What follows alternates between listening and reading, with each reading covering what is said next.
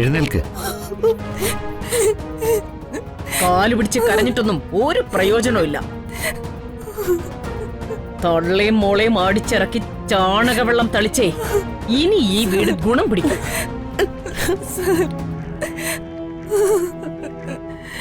ഞാൻ ഒരു തെറ്റും ചെയ്തിട്ടില്ല സർ, എന്നെ വിശ്വസിക്കണം. സീതേ, എഴുന്നേൽക്ക്. രണ്ടുപേരും ഔട്ട് ഹൗസിലേക്ക് പോ. എഴുന്നേൽക്ക്.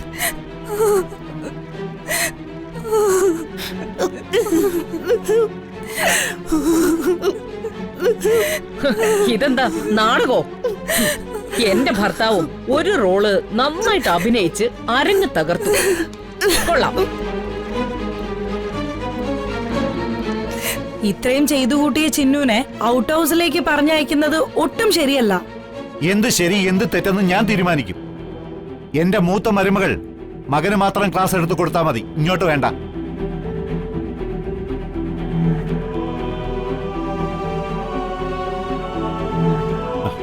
ചിന്നു, നീ സീതയും കൊണ്ട് ഔട്ട് ഹൗസിലേക്ക് ചെല്ല്. പറ്റില്ല, ഞാനത് അനുവദിക്കില്ല.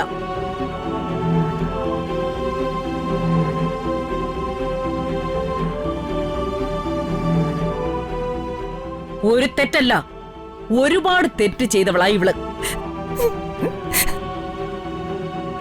ഇവളോട് പൊറുക്കാൻ എന്റെ ഭർത്താവിന് സാധിക്കുമായിരിക്കും, പക്ഷേ എനിക്ക് സാധിക്കില്ല.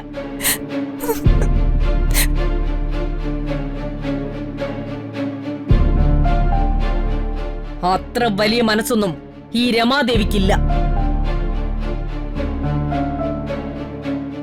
എനിക്ക് എന്റെ കുടുംബവും എന്റെ മക്കളുമാണ് വലുത്. എന്റെ മോന്റെ ജീവിതം തകർക്കാൻ കച്ചകെട്ടി ഇറങ്ങിയിരിക്കുന്ന ഇവൾ ഇനി ഈ ഔട്ട് ഹൗസിലെന്നല്ല, ഈ വീട്ടിലെ വേണ്ട.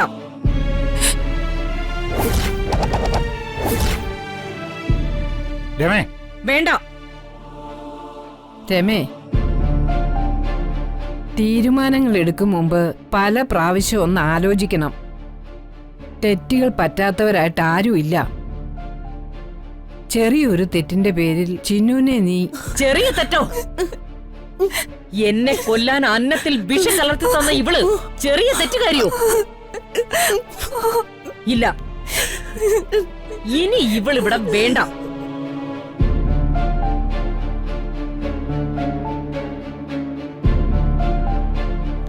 മിണ്ടാപ്രാണിയായി നിന്റെ തള്ളയും വിളിച്ചോണ്ട് ഇറങ്ങി പോടി.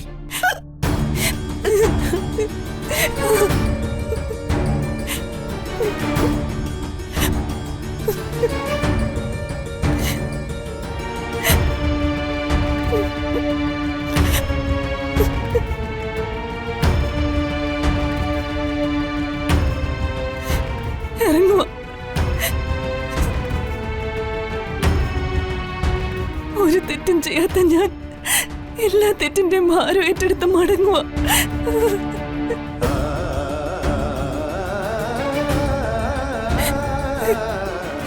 ഇതുവരെ ചെയ്തു തന്നതിനൊക്കെ ഉള്ള നന്ദി ഈ ചിന്ന ചാകം വരെ മനസ്സിൽ സൂക്ഷിക്കും.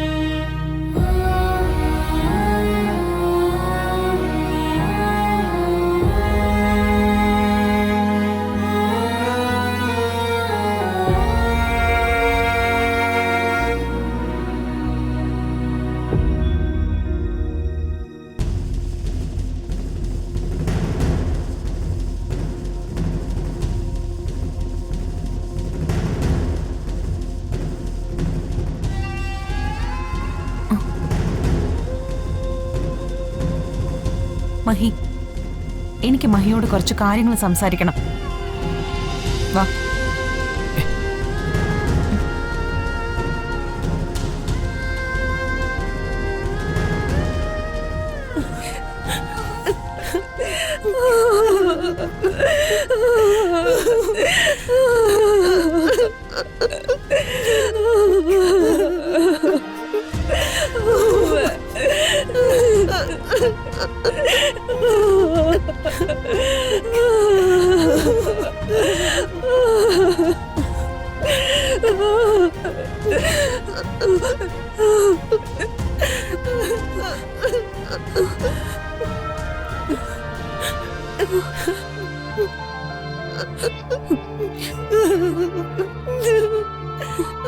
അമ്മ ഇനി ഇവിടെ നിൽക്കണ്ട, നമുക്ക് പോവാം.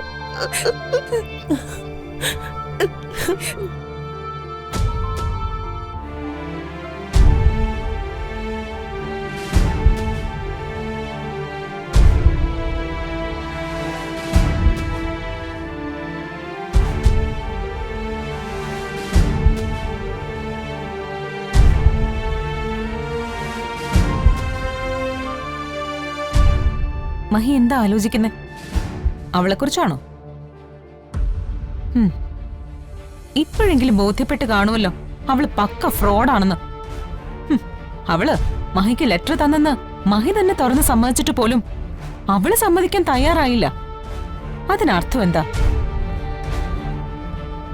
അവളെ പഠിച്ച കള്ളിയാ.